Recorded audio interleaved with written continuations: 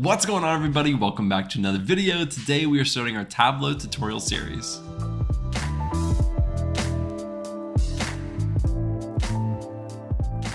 Now this series is for absolute beginners, so if you have never used Tableau before, you are in the perfect place. I'm going to take you all the way from the very beginning of installing it and just understanding what Tableau is and how you can use it, all the way to creating dashboards and sharing it. Now, personally, I hate those videos that are like 3 hours long and they just expect you to go through it. I like to break my videos up into chunks. So if you have ever done my SQL tutorials, you'll know that I like to break things up so that it gives you time to try them out and do them yourself, and then you can move on to the next video. So I'm going to be breaking this up into 5 separate videos. But in this video, I'm going to show you how to install Tableau for free. I'm going to show you the user interface. We're going to download a data set that you can find on Kaggle, and then we will build our first visualization together. With that being said, let's jump over my screen and we'll get started.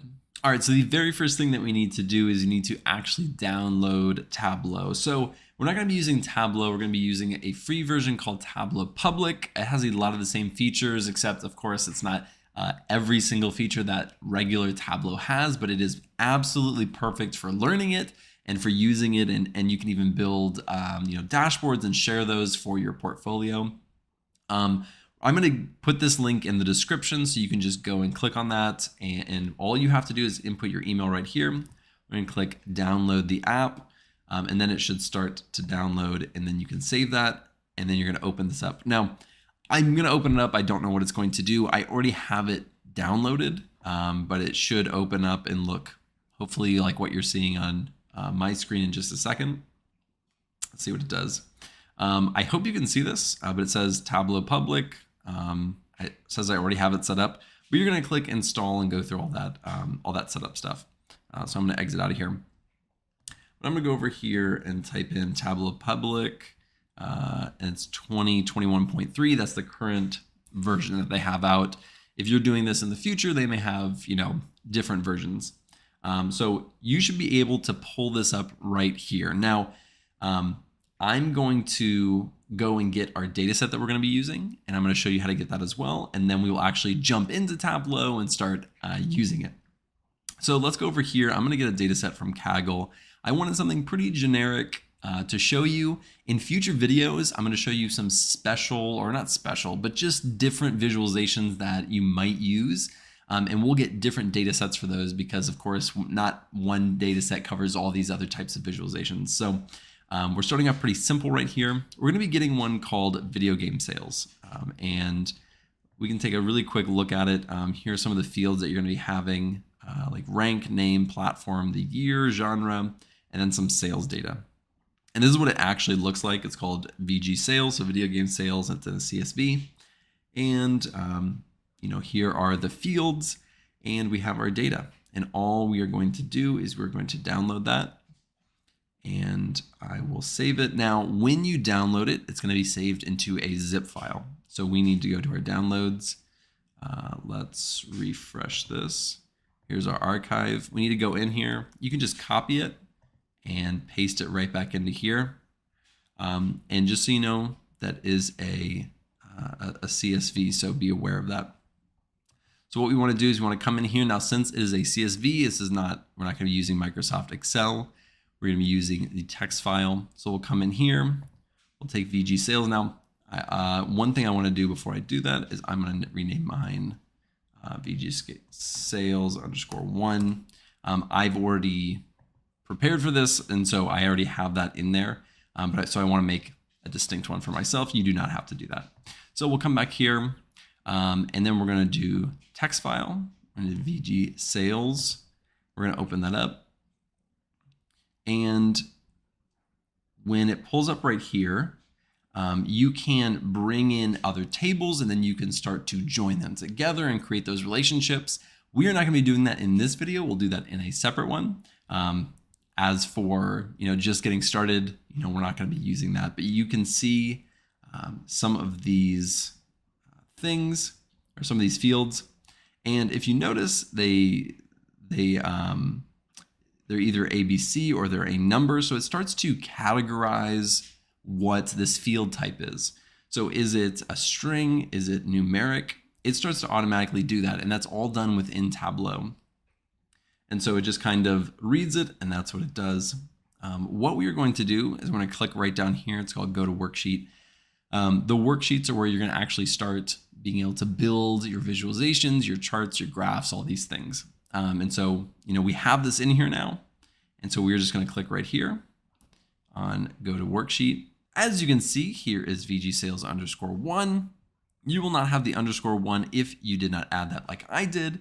But right down here, you can see all the fields that we just imported from that data set. And they even created one right here for us. They just generated that field based on the file. So it's a count of all the rows, really.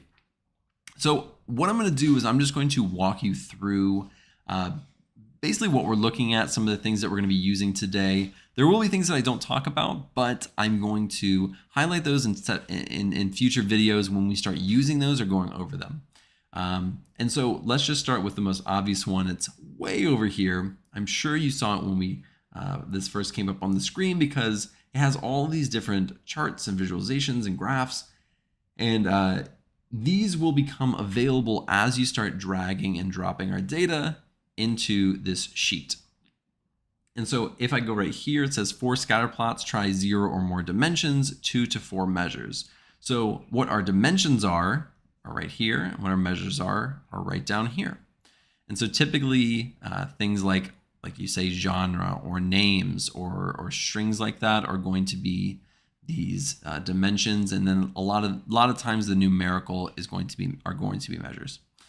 Next, what I want to show you is right here. So you can take something like global sales and you can drag it right here into your rows, and then it takes your rows. And so it automatically created a sum of global sales.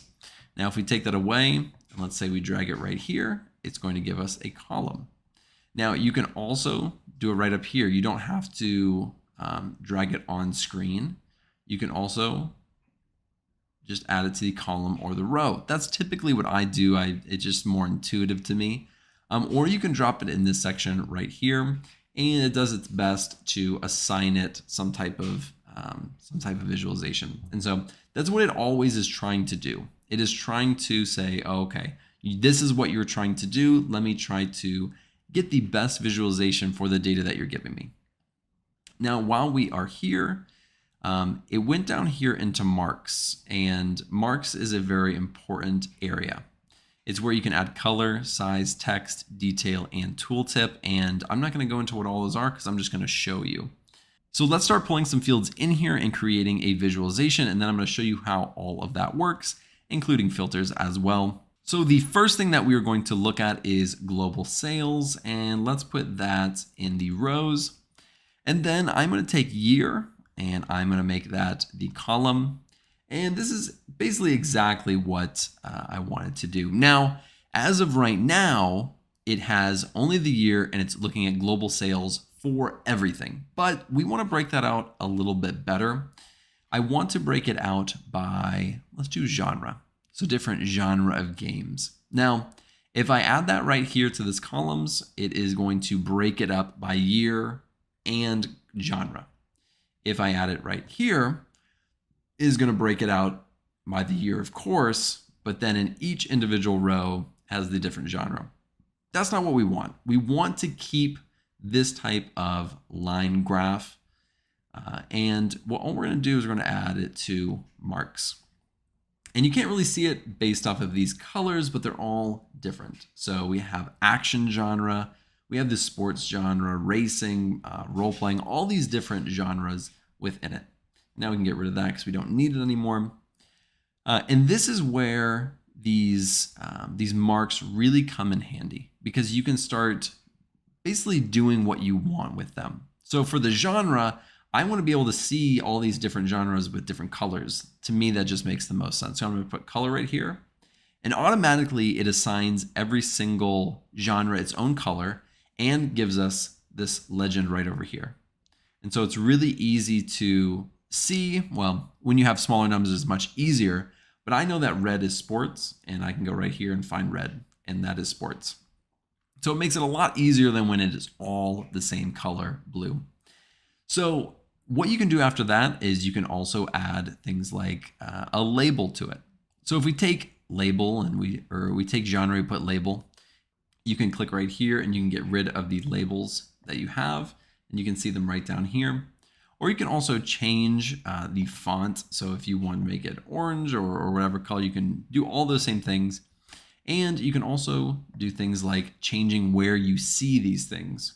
So for action, you're going to see it a ton because for each year, action is on the higher end, and so you're seeing those in those mins and maxes. You can also do it for a selected area. So if I come in here and I select it, it's then going to show me what those are. So label is really, really useful, really helpful. Let me get rid of that really quick. You can also do it where the lines end. So line ends is at the beginning and the end, and you can also take that away or put that back on. So labels are really important. Labels aren't very helpful when you're doing, at least I don't find that it's super helpful when you're doing things like genre. So when you're doing your dimensions. So I'm going to get rid of that, and I'm actually going to bring our global sales over here. And let's label that. And right now, I think it's labeling the line ends. We want to do the min and max. Now, if we do min and max on the table, it's just going to give us the max and the min, which is 0 and then 139.4. It's a little bit more useful if we do it per each line. This at least gives us some context. I probably wouldn't do this in an actual visualization, but to give you some understanding of just how it works. So now I know that right over here, the min and the max, or the max for these for action and for sports is right around 138, 139. So it's pretty easy to see. And you can, again, go in here and you can remove the max or remove the mins, whichever one you feel is best. You'll probably keep the maximums in there for each category. And so this is a really quickly becoming a pretty usable visualization. And that's not the only label that you can add. We still are using year over here, so we can always drop year in there as well. We'll create a label. And so now we have, let's see, for this one is a puzzle genre. So we also have the year that it had the maximum sales. And so, just some things that you can do. You don't have to add that. Now let's go up here and we're going to take a look at filters, because filters are really important. If you are making this for a client or you are making this for somebody, you want them to be able to filter down to very specific information that they want to see. So let's take the platform. Lots of different platforms. As you can see, PS4, Xbox, if you're familiar with these, we'll click all of these and we'll click OK. So now this is an option as a filter. And all we're going to do is we're going to click on this arrow right here and we're going to say show filter.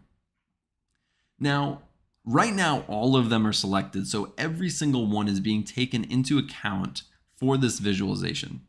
But let's say we come down here and we say, okay, I don't want to see sales for any of these PS, the original PlayStation 2, 3, or 4. So I'm going to get rid of this one, this one, this one, and this one. And you could immediately see the changes that were happening. So now none of the numbers, none of those sales are being accounted for and being added to the sum of global sales right here at all. So that is just how a filter can work. And you can also do that. And you can get rid of all of them and you can go in and actually just pick very specific sales. So if you only want to see the PlayStation sales, you can go in there and do that as well. So really, really handy. Filters are things that you'll at least want to have as an option for most of your visualizations. At least that's what I found, especially when you're doing client-facing work. They like to get in there and mess around and look at it in different ways. And so that's one that I think is really useful to have. The very last thing that we want to do is we want to actually add this to a dashboard. Now, let's say we come right down here and we add a new worksheet. And actually, we might change one more thing on that last one. But we'll just make a really simple one. We'll just give it genre, and we'll give it global sales as the rows. And this nifty button right up here, which is a sorting button. So I'm going to sort like that. I'm going to add the genre in just as we did. I'll give it different colors. Perfect. Now we have two really quick different visualizations, right? What I want to do is just show you how to combine those, because what you are going to do is you're going to actually come in here and you're going to do new dashboard. That's what this button is right here. Now, when we come in here, the size is extremely small. It's very easy to fix that. All we're going to do is click right here. We're going to go to this range or this drop down, and we're going to click automatic.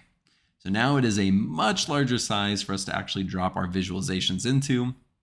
And let's put sheet 1, and we'll put, let's put it up top. So now it looks a little bit like this. Not perfect, but again, if I wanted to make this look a lot better, I definitely would. And then you can go over here and you can rename these things. You can also do that back when we were in our actual worksheets, but you can also do it here as well, and then start customizing it and building it out. That's not what this video is for. That is the last video. We're going to build an entire dashboard. It'll be kind of like a small project. You can put that in your portfolio. If you have gotten this far and you want to jump straight into it and you don't want to wait for these other videos to come out, or you just want to jump straight into creating an entire portfolio project, I have an entire portfolio project series that covers SQL, Python, and Tableau. And so go check out that series. I have one video dedicated to Tableau. It's like 45 minutes or an hour long. And it covers a lot of the things that we're going to hear in here, as well as a few other things.